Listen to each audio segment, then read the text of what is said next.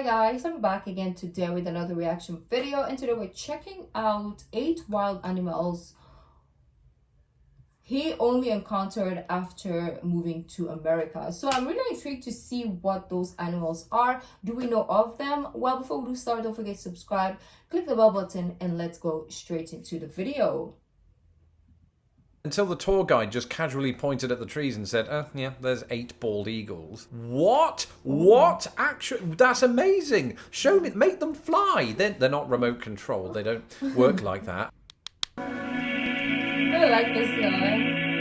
Hello, I'm Lawrence, and I'm on a quest to uncover all of the memos that Britain and America lost in the pond, and one of those pertains to nature, specifically wild animals. It feels like quite a while since I've seen any wild animals, unless you count my cat, who is an animal and is wild. And so because I'm still in quarantine and I crave nature, I thought this would be another good addition to the spring series that I've been doing. We've looked at the uproarious nature in which both countries have introduced invasive species to one another. We've also looked at how Britain doesn't have anything on America when it comes to domesticated pets. And so I thought it would be interesting, particularly for you Americans, to see kind of how unique some of your wildlife is. Some of the animals on this list, I should say, are endemic not just to the United States, but North America, sometimes South America, and then you will find sort of instances of some of these dotted around the planet, but none of them cropped up in Britain, with the very possible exception of this. Raccoons, the only real experience I had of them growing up in England. I don't think we have raccoons here. I've never seen one in my entire existence, so I believe we don't have raccoons here. Was playing Super Mario Brothers 3, and that doesn't really count. So I was thrilled to bits to discover that they're a real animal, and they definitely exist here in North America. Just leave your bins out for 2 weeks and then you'll discover them, although in Britain you don't get a choice over that duration. Whenever I hear about raccoons from Americans, right, it's usually in the context of what utter pests they are, you know, going through your trash and stealing your discarded receipts and then assuming your financial information. But aside from all that, they are quite adorable. I mean, to look at, right? They've got these huge bushy tails, which is always fun, and they're amazing. But it looks like they have been slightly distributed around the world, or at least introduced. And while I did hear that some of them were introduced to Britain, that's got nothing on Germany. Look at this map.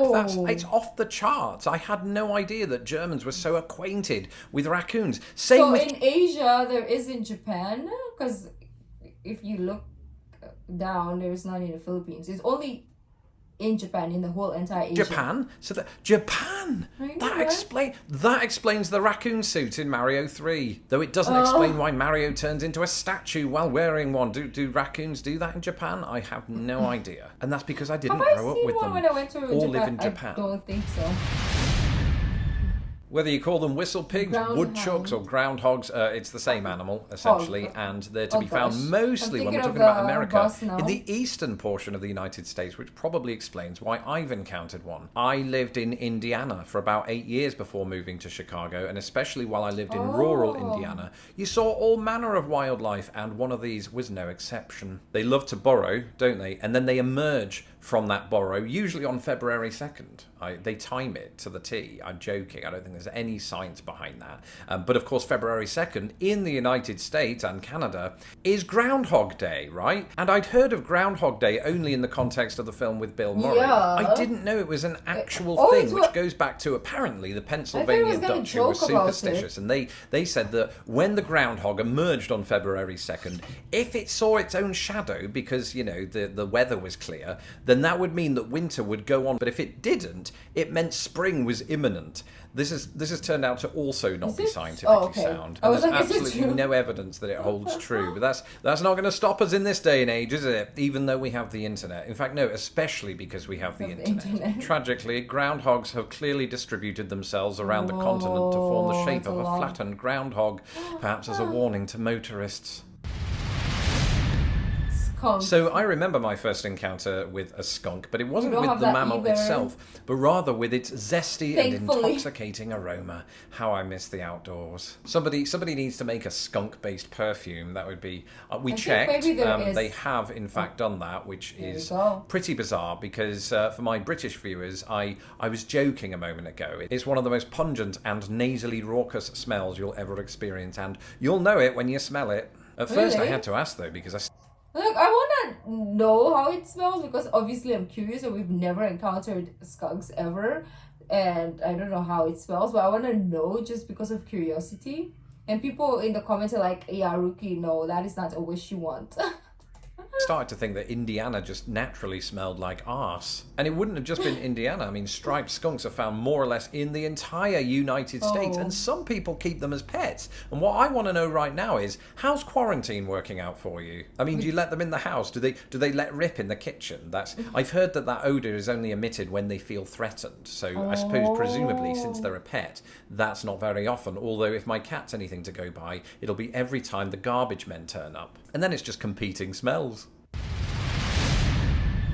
Don't be fooled by the name. This beautiful creature, the Virginia opossum, can be found in many quarters of the United States. In fact, if you remember that video I did recently on trees, the distribution of opossums seems to be loosely connected to the distribution of forests. Now, as I discovered on Twitter this week, if you live in Minnesota or Wisconsin and you're looking at this map and thinking, why aren't my opossums represented? That's not fair. It's because this map is slightly out of date, but I do understand that some have ventured up into those two states. The bigger question about this map, though, is what the heck is going on at the Washington-Oregon border? It looks like some sort of marsupial boundary dispute. That's the Columbia River. The Columbia River runs along that border. Why don't you find opossums along other riverways as well on this map? I'm not sure there's a lot of love out there for opossums, and it's easy to see why. They generally look quite silly, unlike these adorable bastards. It's usually like the rat-looking animals that we're discussing in the state, and now we are venturing into the deer department. We don't have deers here either, do we?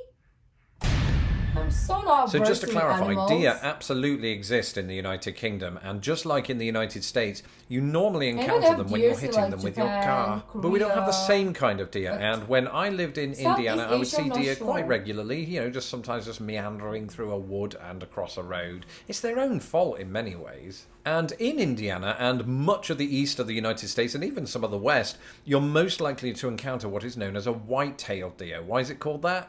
Because it's a deer and it has a white tail. In all fairness to them and all deer around the world, they are absolutely adorable, or should that be adorable? Bumblebee. Sorry about that. And our next entry is no exception. Oh, some people eat deer. So do they hunt deers as well? Mule. A mule deer, that's the other really prominent type of deer that you'll find in the United States, specifically out west. Now, I obviously live in the Midwest and I spend most of my time here, but I have encountered a mule deer. Not here, but in Salt Lake City. I did have to clarify with the internet this week that that is what this is, but you can tell. In fact, there are a number of ways you can tell. Number one, make sure it doesn't have a white tail. One of the subspecies of a mule deer is the black-tailed deer. But if you're not so inclined to look at its arse, then rearrange the letters and look at its ears. Arse is an anagram of ears. A mule deer has some absolutely enormous lugs, just like a mule, or Prince Charles. The bald eagle. Now, you don't usually find America's national bird hovering over the skies of Chicago. And outside of seeing this one at Indianapolis Zoo, I don't think I'd really encountered them in the wild until that trip out west. It was amazing. I was in Coeur d'Alene, Idaho, and I was taking one of those boat tours of the big lake. It was beautiful, right? But I wasn't expecting much more than just a nice, relaxing boat ride with beautiful scenery. Until the tour guide just casually pointed at the trees and said, yeah, there's 8 bald eagles. 8. What? Actually, that's amazing. Show me, make them fly. They're not remote controlled. They don't work like that. And I think one of them did. It hovered down toward the water because they generally populate themselves around large waterways because they're keen on fishing. And they're an absolutely stunning animal. I mean, they look amazing. I mean, look at those talons. But here's an interesting fact about them. They're not bald, right? I don't think I've seen the name actually comes from the fact that when that name was given, the word bald just meant white-headed. And all I can think is, has anybody told the birds? I bet they're really self-conscious. It's like, hey, eagles, you're not bald, okay? You just have a white hair. That's it. Coyotes are found all across the United States to the extent that many years ago, during this past February, one even showed up outside of our door in Chicago. I'm kind of scared of Between these two narrow fences that we have outside, it had gotten itself stuck, which really didn't do anything for tired old coyote stereotypes perpetuated by Looney Tunes. Now, before I could get to it, it had actually freed itself, which is a shame because I just turned to my wife and said, "Oh, can we get one?" That they're not domestic animals, so don't get any bright ideas. They eat small rodents, they eat rabbits, and they attack chickens. So it's sort of like me when I was 9. You know, be careful of them, be wary. They don't typically attack humans, but it has been known to happen in the past. And maybe because of cartoons and the things we see in movies, that's why I'm scared of coyotes. But it makes sense to not like go pet one. They might chew my head off. I mean my hand. But yeah, I've never seen one. We don't have it, so far I'm okay. I thought I should just mention that as a kind of warning to any British people or anybody coming to the United States that sort of encounters these and thinks they're just a general dog, because they are from the canine family.